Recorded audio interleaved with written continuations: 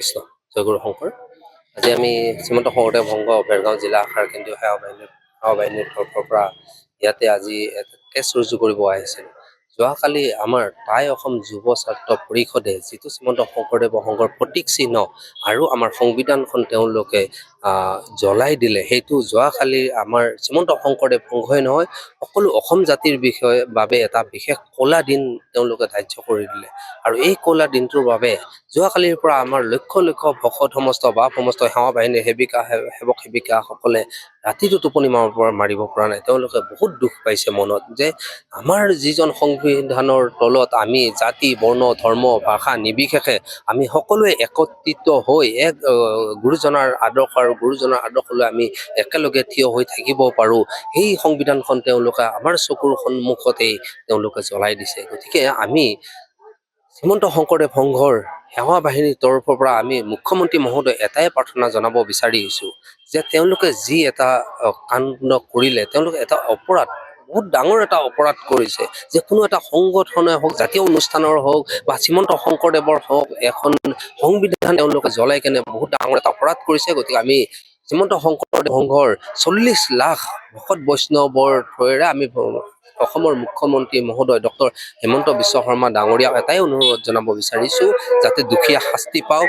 আৰু আমি আজি শ্ৰীমন্ত শংকৰদেৱ সংঘ ভেৰগাঁও জিলা শাখাৰ পৰা বা সেনা বাহিনী বা আমাৰ জিলা বিষয়ববীয়া বা প্ৰত্যেক আঞ্চলিক বা প্ৰত্যেক প্ৰাথমিকৰ পৰা আজি ইয়াতে আমি টংলাত আহিছোঁ, বা কোনোবা সমস্ত ভেৰগাঁৱত গৈছে, খৈৰাবাৰীত গৈছে, কোনোবা গৈছে আপোনাৰ ডিমাকুছিত গৈছে। আজি যিমানখিনি পাৰে সকলোৱে গৈ কেনে তেওঁলোকৰ যিখিনি মনৰ তিক্ততা পালে, তেওঁলোকে মনৰ তিক্ততাত এতিয়াও ভুগি আছে, তেওঁলোকে ন্যায়ৰ ওচৰত আমি এইকাৰণে চাপিব লগা হ'ল। আৰু সেইবাবে আমিও আজি ইয়াতে আহি এটা কেছ আমি দিবলৈ আহিছোঁ। মূলতঃ কি কাৰণত তেখেতসকলে আপোনালোকৰ যি সংবিধান জ্বলাই দিয়া বুলি ভাবে?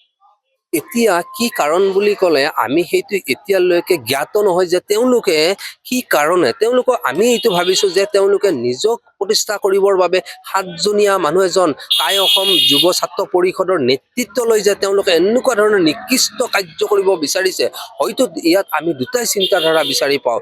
ইয়াতো হয়তো শ্ৰীমন্ত শংকৰদেৱ সংঘক তেওঁলোকে লক্ষ লক্ষ ভকতক মনত দুখ দিবৰ বাবে, নহ'লে এই 7 বা 10জন তেওঁলোকে নিজক প্ৰতিষ্ঠা কৰিবৰ কাৰণে অসমত তেওঁলোকে এনেকুৱা এটা নিকৃষ্ট কৰ্মকাণ্ড কৰিছে।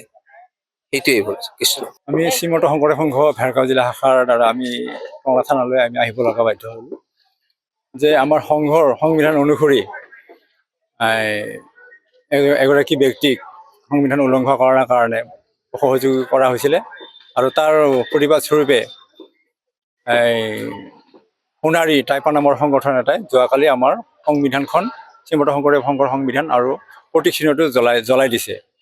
আৰু সেই তাৰ বিচাৰৰ কাৰণে, ন্যায় প্ৰাপ্তিৰ কাৰণে আমি আজি শ্ৰীমন্ত শংকৰদেৱ সংঘ ভেৰগাঁও জিলা শাখাই টংলা থানাত আমি এখন এই সংগঠনটোৰ বিৰুদ্ধে বিষয়ৰ বিৰুদ্ধে আমি এজাহাৰ দাখিল কৰিছোঁ। বিভিন্ন স্থানত এনেকুৱা ধৰণৰ গোটেই অসমতে এই সকলো থানাতে প্ৰাথমিক পৰ্যায়ৰ পৰা আমাৰ প্ৰাথমিক শাখা, আঞ্চলিক শাখা, জিলা শাখাই সকলো থানাতে এই এজাহাৰ আজিৰ দিনটো দাখিল কৰিছে। গতিকে যাতে আমি এটা ন্যায় এটা পাওঁ, এই সংগঠনটোৱে যাতে আমাৰ শংকৰদেৱ সংঘৰ শক্তিটো বুজি পায়। বাকী ৰাইজৰ কাৰণে কিবা ক'ব নেকি, যিহেতু এটা বিৰোধ প্ৰতিক্ৰিয়াৰ সৃষ্টি হৈছে আপোনালোকৰ প্ৰতীক চিহ্নটো জ্বলাই দিয়ে? এতিয়া আমি এটা কথাই ক'ব খোজোঁ, যে শ্ৰীমন্ত শংকৰদেৱ সংঘ অকল এটা ধৰ্মীয় অনুষ্ঠানে নহয়, সাহিত্য সাংস্কৃতিক সামাজিক অনুষ্ঠান। আৰু ইয়াত অসমৰ বিভিন্ন 27টা জনগোষ্ঠী লোক ইয়াতে সংগীভুক্ত হৈ আছে। গতিকে শংকৰদেৱ সংঘৰ কোনো জাতি জনগোষ্ঠীৰ বিৰুদ্ধে আমাৰ কোনো ভাৱ নাই, হীন ভাৱ নাই, ঘীন ভাৱ নাই, বা কোনো সংগঠনৰ প্ৰতিও আমাৰ বিৰোধ ভাৱ নাই। কিন্তু তথাপি তাত এই টাইপাৰ প্ৰতিও আমাৰ কোনো বিৰোধ ভাৱ নাই, আমাৰ শ্ৰীমন্ত শংকৰদেৱৰ বিৰোধ ভাৱ নাই। তথাপি তেখেতসকলে কিয় জানো শ্ৰীমন্ত শংকৰদেৱ সংঘৰ এই লগ' আৰু সংবিধানখন জ্বলালে আমি বুজি নাপালোঁ। আৰু সেয়ে আমি অসমবাসীলৈ আমি এটা বাৰ্তা পঠিয়াব বিচাৰোঁ এই জৰিয়তে, যাতে শ্ৰীমন্ত শংকৰদেৱ সংঘৰ এটা বৃহৎ জাতীয় অনুষ্ঠান, অসমৰ উত্তৰ পূব অঞ্চলৰ এটা বৃহৎ জাতীয় অনুষ্ঠান। গতিকে শ্ৰীমন্ত শংকৰদেৱ সংঘ আজি অসমক প্ৰতিনিধিত্ব কৰিব পৰা এটা শক্তিত পৰিণত হৈছে। গতিকে এই সংগঠনটোৰ বিৰুদ্ধে এনেকৈ যোৱাতকৈ সংগঠনটোৰ লগত আলোচনা বিলোচনা সংবিধানখন চাই ব্যৱস্থা গ্ৰহণ কৰা হ'লে আমি সুখী হ'লোহেঁতেন, এই সংবিধান বা লগ' জ্বলোৱাতকৈ। গতিকে অসমবাসীলৈ আমি এটাই বাৰ্তা পঠিয়াম, যে শ্ৰীমন্ত শংকৰদেৱ সংঘ এটা বিভিন্ন জনগোষ্ঠীৰ এটা জাতীয় অনুষ্ঠান সকলোৱে ইয়াতে মিলা প্ৰীতি থাকিব পাৰে সকলোৱে ইয়াতে একেডাল দোলেৰে বান্ধ খাই আছে বড়ো হওক ৰাভাই হওক সকলোৱে ইয়াতে থাকিব পাৰে একেলগে ৰান্ধি খাব পাৰে গতিকে এনেকুৱা এটা অনুষ্ঠানত অসমবাসীৰ প্ৰতি আমি এটাই বাৰ্তা পঠিয়াম যে শ্ৰীমন্ত শংকৰদেৱ সংঘ তেখেতসকলে এই ভুল বুজাবুজিটো আঁতৰ কৰিব লাগে শৰীৰৰ যিকোনো অসুবিধাৰ সন্মুখীন হৈছে নেকি আপুনি